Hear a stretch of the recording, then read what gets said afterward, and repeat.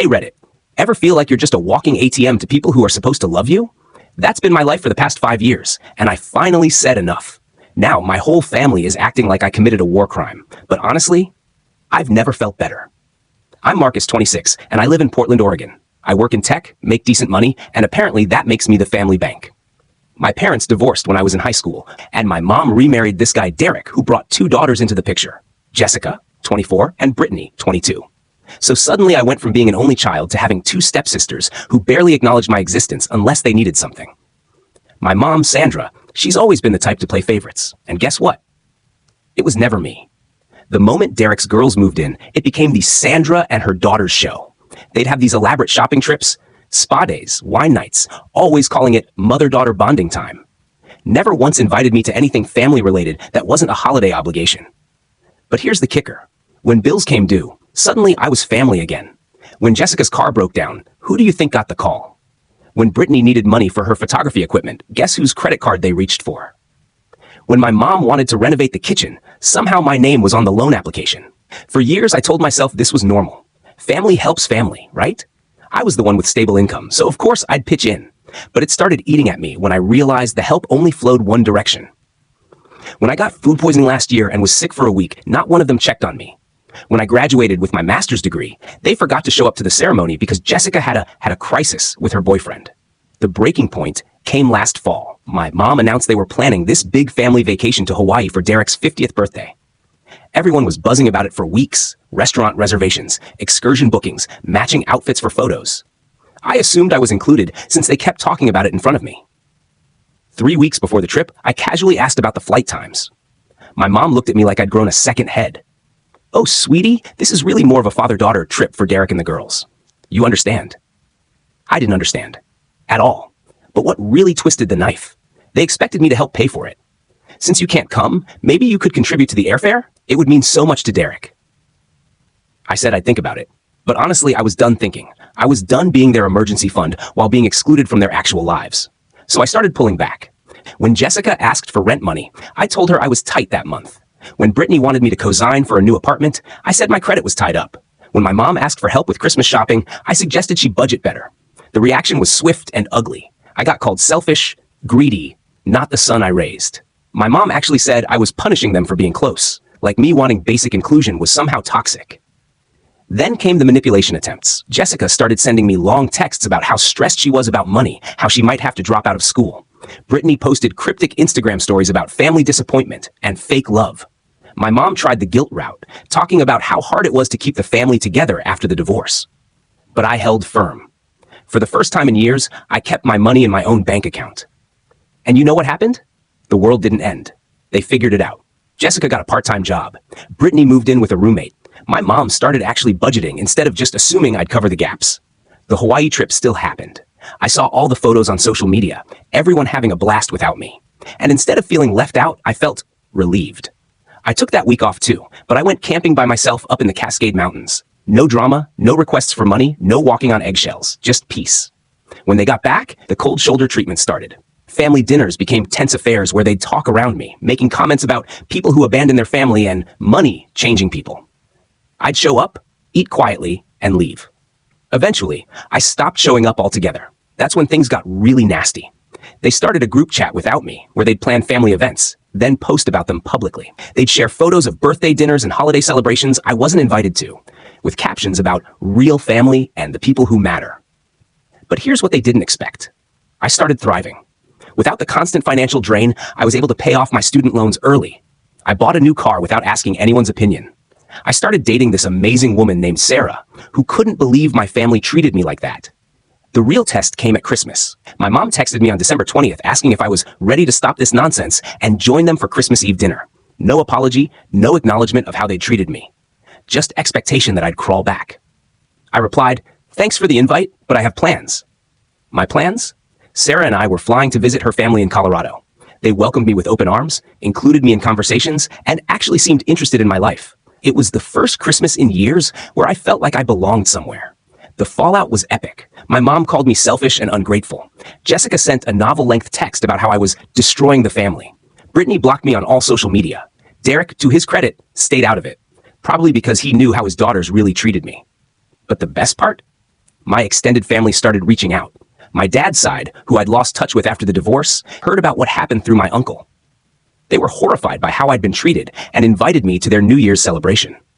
Turns out, I'd been missing out on a whole side of my family because my mom had systematically isolated me from them. Now it's been 6 months since I went no contact, and my life is completely different. I'm saving money, my relationship with Sarah is amazing, and I'm building connections with family members who actually value me. My mental health has improved drastically. I didn't realize how much stress I was carrying from constantly being their financial safety net while being emotionally shut out. My mom occasionally tries to reach out through flying monkeys, mutual friends who tell me I should be the bigger person and repair the relationship. But here's the thing. Some relationships aren't worth repairing.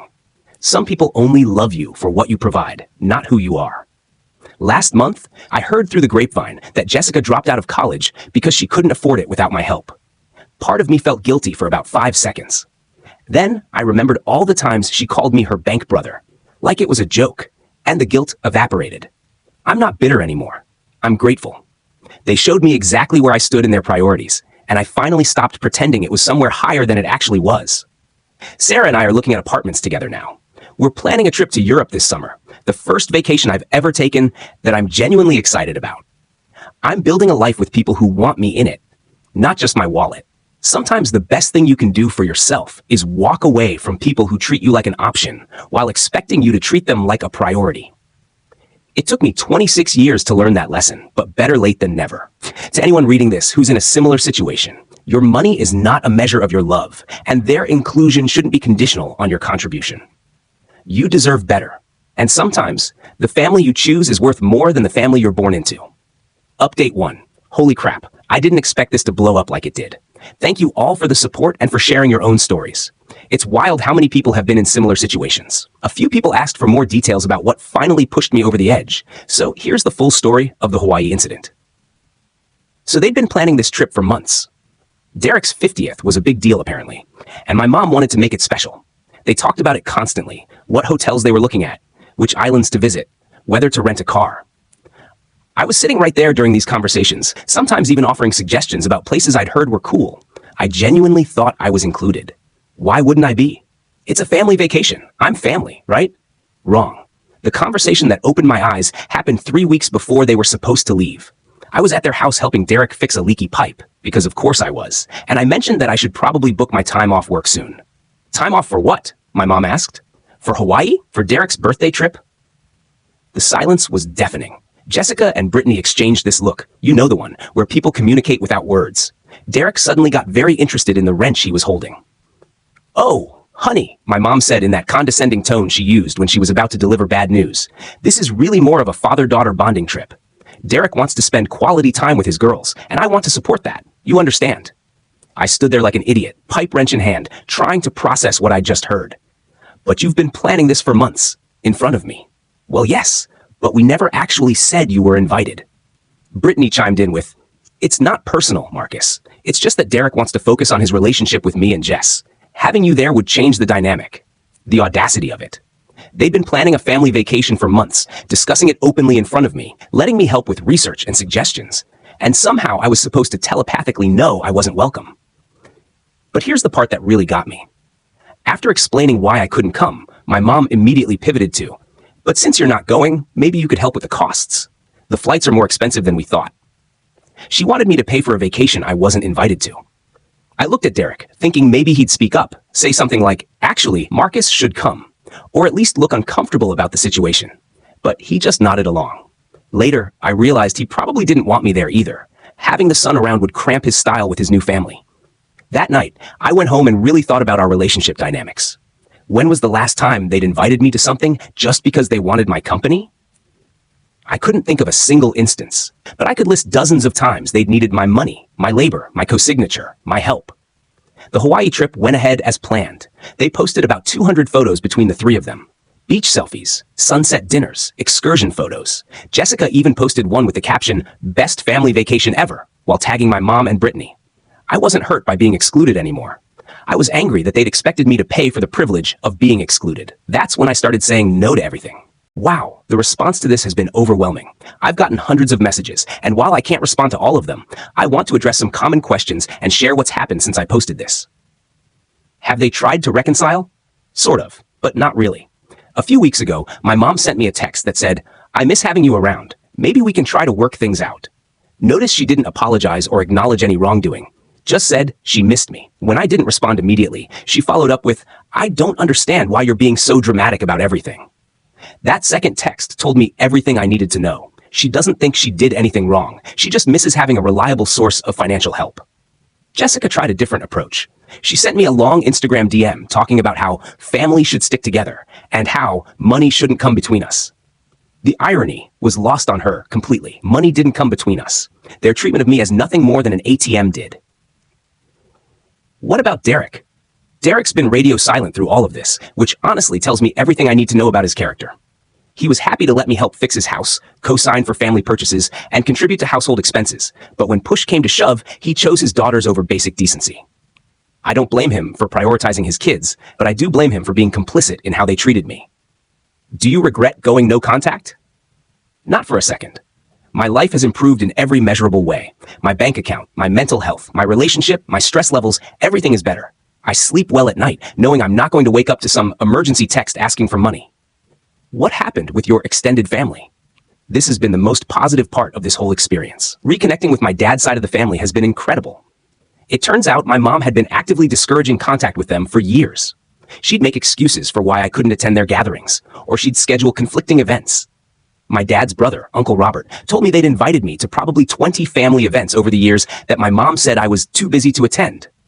I never heard about a single one of them. Now, I'm getting to know my cousins. My grandparents are still alive and sharp as tacks, and I'm learning about family traditions I never knew existed. It's like discovering a whole other life I could have had. How's Sarah? Sarah's been amazing through all of this. She comes from a close-knit family where people actually like each other, so she was initially shocked by how my family treated me. But she's been incredibly supportive and hasn't once suggested I should just forgive and move on, like some people have. Actually, meeting her family made me realize how abnormal my situation was. Her parents include me in conversations, remember things I tell them, and genuinely seem to enjoy my company. Her siblings text me directly sometimes, not just when they need something. It's weird, but wonderful to be around people who see me as a person, not a resource. The latest developments. I heard through the grapevine that things have gotten pretty bad on their end. Without my financial contributions, they're struggling to maintain the lifestyle they'd gotten used to. Jessica did indeed drop out of college because she couldn't afford it. Brittany had to move back home because she couldn't handle rent on her own. My mom apparently took out a second mortgage on the house to cover expenses. Derek's been picking up extra shifts at work. The family dinners and shopping trips have mostly stopped because nobody can afford them anymore. Part of me feels bad about that. But then I remember that these are all natural consequences of their choices. They chose to exclude me from their family while expecting me to fund their lifestyle. They chose to treat me like a burden while taking my money. Actions have consequences. People saying I should have communicated better. Some people have suggested I should have had a conversation about how I felt excluded before cutting them off financially. I get where this advice is coming from. But here's the thing. I did try to communicate multiple times over the years. When I mentioned feeling left out of family activities, I was told I was being dramatic or making everything about me. When I asked why I wasn't invited to things, they'd say it was just a girl thing or spontaneous, even when I knew they'd planned it for weeks. You can't communicate with people who refuse to hear you. You can't have a rational discussion with people who gaslight you every time you express your feelings. What I've learned, the biggest lesson from all this is that some people will only value you for what you provide, not who you are.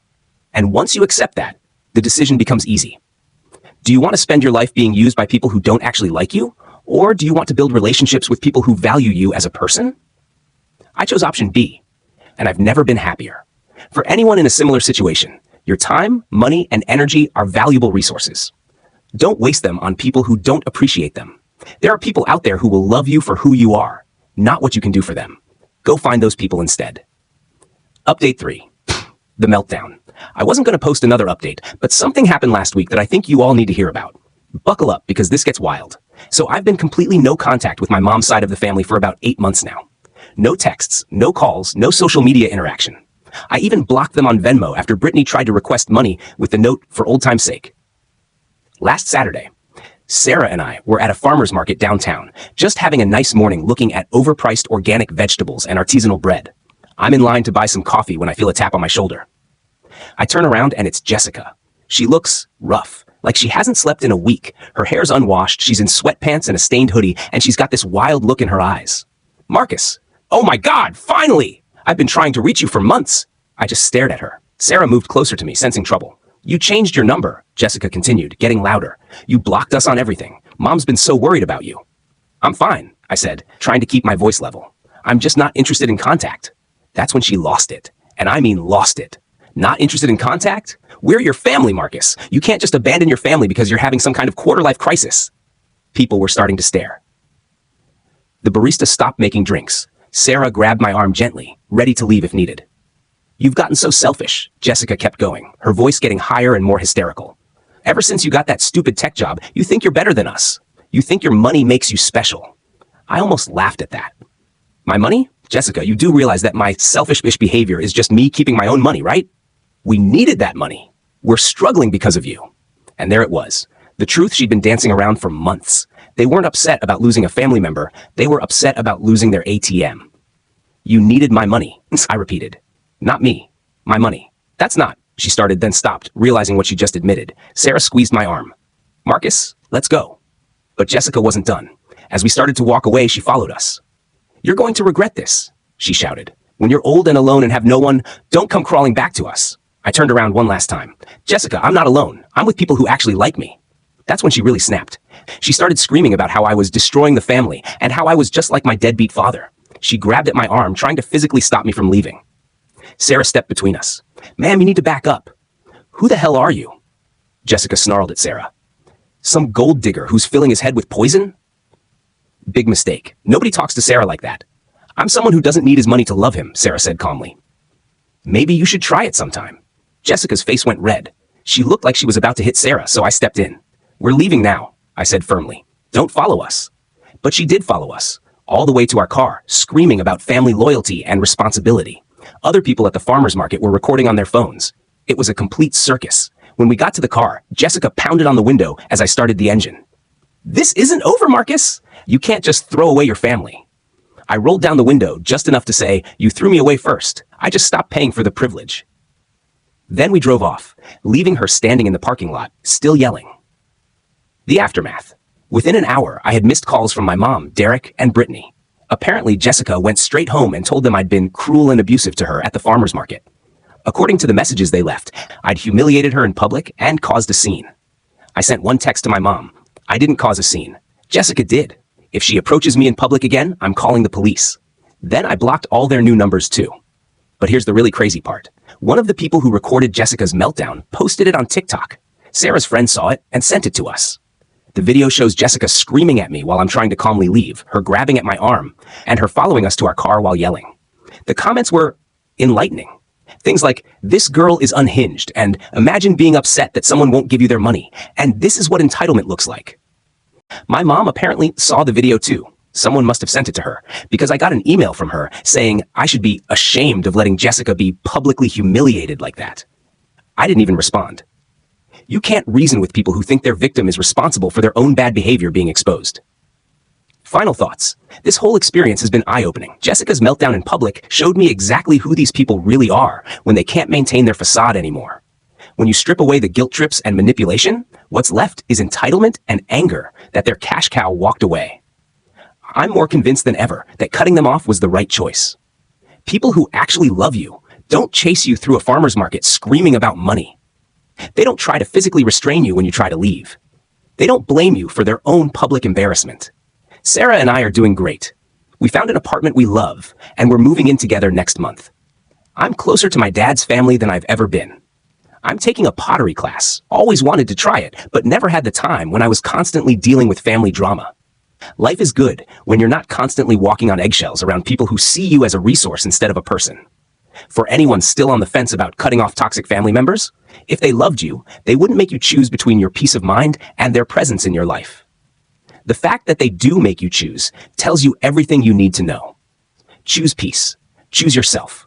Choose the family that chooses you back. Final update. 1 year later. It's been a full year since I went no contact with my mom's side of the family, and I wanted to give you all a final update since so many of you have been following this story. The short version, I'm thriving, they're still struggling, and I have zero regrets. My life now. Sarah and I have been living together for 8 months, and it's been amazing. We adopted a dog named Buster, who's currently asleep on my lap while I type this. We're talking about marriage, not because we feel pressured or because it's expected, but because we genuinely want to build a life together. I got promoted at work in January and now manage a small team. The extra income has allowed me to start investing seriously for the first time in my life. Turns out when you're not constantly bailing other people out, you can actually plan for your own future. Wild concept, I know. I've gotten really into rock climbing, which sounds random, but it's been incredible for my mental health. There's something therapeutic about literally climbing away from your problems. Plus, the climbing community here is super welcoming. It's nice being around people who include you just because you share a common interest. My relationship with my dad's side of the family continues to grow stronger. I spent Thanksgiving with them last year, and it was the first holiday in years where I actually felt relaxed and happy. No walking on eggshells, no calculating how much money I might need to lend someone, just good food and people who genuinely enjoy each other's company. What I've heard about them. Through Uncle Robert and a few mutual acquaintances, I've gotten sporadic updates on my mom's family. It's not pretty. Jessica never went back to school. She's working retail now and apparently complains constantly about how unfair it is that she has to work full-time. She's still living at home because she can't afford her own place. Brittany tried to start a photography business, but it failed after a few months. Turns out, when you're used to having someone else fund your dreams, you never learn how to actually budget or market yourself. She's also back home and working at a coffee shop. My mom and Derek are reportedly having serious financial problems. They ended up refinancing the house twice to cover expenses, and Derek's been working overtime constantly just to make ends meet. The family trips and shopping sprees have completely stopped. Here's the part that would be sad if it weren't so predictable. They're apparently not getting along well anymore. When you remove the external financial support that was masking your family's dysfunction, it turns out you're left with just the dysfunction. Jessica and Brittany fight constantly about money and chores. My mom and Derek argue about finances. The house that used to be full of girls' nights and family bonding is now apparently tense and uncomfortable most of the time. The attempted reconciliation. In March, I got a letter in the mail.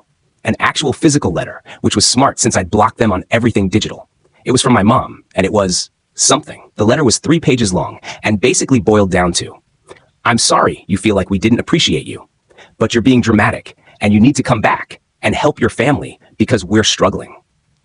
Not, "I'm sorry for how we treated you."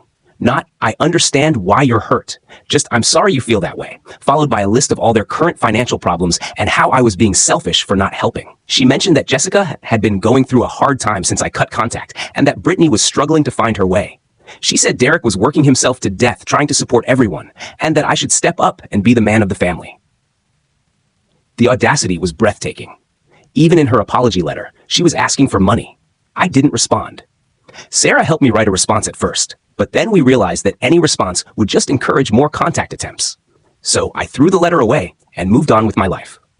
Lessons learned. This whole experience taught me some valuable lessons that I think might help other people in similar situations. When people show you who they are, believe them.